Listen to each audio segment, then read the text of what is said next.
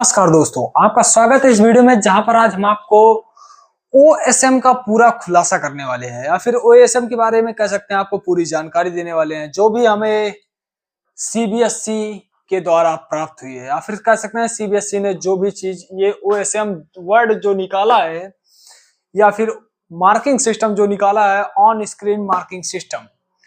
इसका मतलब होता है OSM का full form on screen marking. ये सिस्टम जो निकाला है CBSE ने, ये क्यों निकाला है और कैसे निकाला है या फिर इसका उपयोग क्या है, इसको किसके द्वारा हैंडल किया जाएगा, कंप्यूटर के द्वारा, टीचर के द्वारा, ये मार्किंग आपके लिए कठिन है आसान है, ये सारी चीजें हम यहाँ पर बताने वाले हैं। और ये class 10th and 12th both दोनों क्लासों के लिए चेकिंग की कॉपी की मतलब चेकिंग जो होगी इसी के द्वारा होगी इस बार, इस साल के लिए। यहाँ पर देखिए पहली चीज तो OSM ऑन स्क्रीन मार्किंग, आप इससे यही अंदाजा लगा सकते हैं कि ये चेकिंग किसके द्वारा होगी, कंप्यूटर। आप सभी को ये शब्द पढ़ते ही यहाँ पर क्या याद आएगा, कंप्यूटर। लेकिन हम यहाँ पर ये आपको बता दें कि यहाँ पर कंप्यूटर से ज्यादा महत्व टीचर का होगा। क्यों?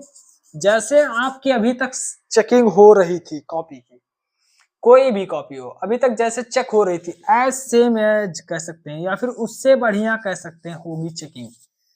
मतलब इसमें जैसे कि एज सेम एज हम क्यों कर रहे हैं, जैसे आपने कॉपी लिखा, ये रही आपकी कॉपी, यहाँ पर आपने 3-4 आंसर लिखे, मान लीजिए हमने 2 आंसर लिखा, ऐसे ही आपके 27 पन्ने होते हैं।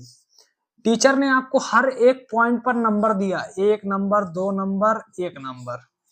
वो काउंट करते वक्त अभी तक ये भूल सकता था कि उसने 1 नंबर 2 नंबर कितनी बार दिया है, उसकी कैलकुलेशन में हल्की सी गलती हो सकती थी और आपको अभी तक चेक करने के लिए कॉपी बहुत ही ज्यादा झिकझिक होती थी, मतलब बहुत ज्यादा कह सकते हैं टाइम लगता। लेकिन अब जो ऑन स्क्रीन मार्किंग सिस्टम है, इसमें क्या किया जाएगा, आपके सेंटर के द्वारा हो सकता है ये जो फोटो होगी आपकी कॉपी की, इसको सेंड कर दी जाएगी बोर्ड सेंटर को। वहां पर वो टीचर कंप्यूटर पर बैठकर आपकी कॉपी में मार्किंग करेगा और ये मार्किंग्स जो सॉफ्टवेयर होगा वो अपने अंदर स्वयं कैलकुलेट कर कर आपके डायरेक्ट रिजल्ट को बना देगा। यहाँ पर आपका आ जाएगा रिजल्ट और संभावना है, जैसे रिजल्ट मान रहे हैं, ये हो गया आपका रिजल्ट। और संभावना है अगर आप लोग कॉपी चेकिंग के लिए कहें तो यहाँ पर आपको कॉपी भी साथ में ही उसकी पिक्चर्स प्रोवाइड कर दी जाए। ये जो हमारे पास कॉपी होगी आपकी, इसकी पिक्चर्स आपको साथ ही प्रोवाइड कर दी जाए जब आपका रिजल्ट निकले उसी के साथ साथ। और ये ऑन स्क्रीन जो मार्किंग सिस्टम है, इसमें देखिए कंप्यूटर का कह सकते हैं जीरो यूज, जीरो नहीं, हम इसको मान लीजिए मान लेते हैं, हम इसको बहुत ज्यादा यूज देंगे तो 20%, 80% काम टीचर का है। क्योंकि देखिए ये कंप्यूटर सिर्फ क्या हमें दिखाएगा, फोटो, उसमें मार्किंग किसको करनी है, हमें, जो वहां पर टीचर होगा। जो आपकी कॉपी अभी तक चेक हो रही थी उससे भी बढ़िया तरीके से इस हिसाब से चेक होगी और आपके नंबर बढ़ने की संभावनाएं बहुत ज्यादा हो जाएंगी। यहाँ पर आपका नंबर छूट सकता था, लेकिन ये नहीं हो सकता कोई नंबर को 2 बार काउंट करेगा, क्योंकि वो गलतियां कम हो सकती हैं लेकिन गलतियां बढ़ा नहीं सकती किसी चीज को। बहुत रेयरली ही होता है कि कोई चीज डबल बार काउंट हो गया, नहीं तो कम तो हो सकता है लेकिन ज्यादा नहीं। और ये मार्किंग सिस्टम इस टाइम पर जो हमने बहुत सारी जगहों देखा है, यहाँ पर बहुत सारे बच्चे कमेंट कर रहे हैं, बहुत सारे प्लेटफॉर्म पर ये भी सुना कि बहुत सारे बच्चे कह रहे हैं कि इस सिस्टम को बंद करवा दीजिए, इसके खिलाफ आवाज उठाइए। आपको इस चीज से कोई मतलब ही नहीं होना चाहिए कि आपकी कॉपी चेक कैसे होगी, कौन करेगा, रोबोट करेगा, इंसान करेगा, जानवर करेगा, आदमी करेगा, कौन करेगा, इससे नहीं मैटर होना चाहिए।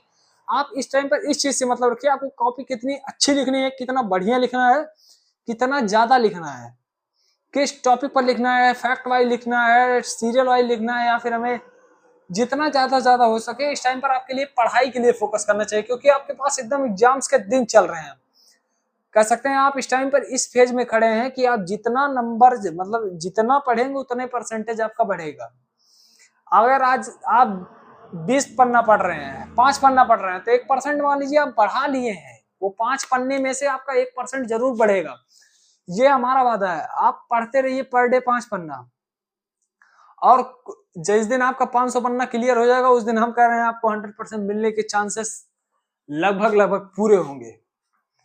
हाँ, लेकिन वो ऐसा नहीं होना चाहिए कि आप फालतू के पन्ने पढ़ रहे हैं, फालतू के नहीं, आपको टॉपिक वाइज पढ़ना होगा, सीरियल वाइज पढ़ना होगा, जिस तरीके से पेपर आती है पेपर एनालिसिस करके पढ़ना होगा।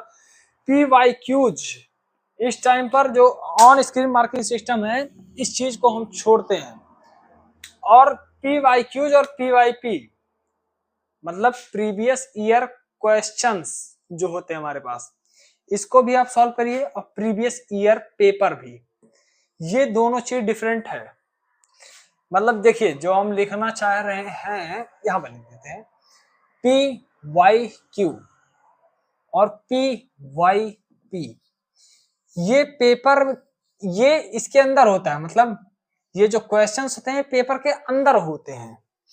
आप PYP खोलिए, उसमें PYQ सॉल्व कीजिए, जितने ज्यादा आप इसको करेंगे उतने ज्यादा आप कह सकते हैं उसमें महारत हासिल करती जाएंगे। और सैंपल पेपर्स भी टाइमर के साथ जरूर एक आध बार सॉल्व कर लीजिएगा, क्योंकि आपको नहीं तो हो सकता है पेपर में थोड़ी सी दिक्कत हो जाए, क्योंकि क्लास 10th वालों का ये पहला बोर्ड एग्जाम होगा जिसमें उन्हें टाइम मैनेजमेंट में थोड़ी सी प्रॉब्लम आ सकती है, और 12th वालों का ये दोबारा होगा तो हो सकता है उन्हें भी थोड़ी बहुत प्रॉब्लम आ सकती है। बाकी अगर आप लोग कर लेंगे टाइम, मतलब उसको सिंपल पेपर को टाइम के साथ, टाइम लिमिट के साथ, तो आपको किसी प्रकार की कोई भी प्रॉब्लम नहीं आएगी। चलिए मिलते हैं नेक्स्ट वीडियो में। हर हर महादेव, जय हिंद।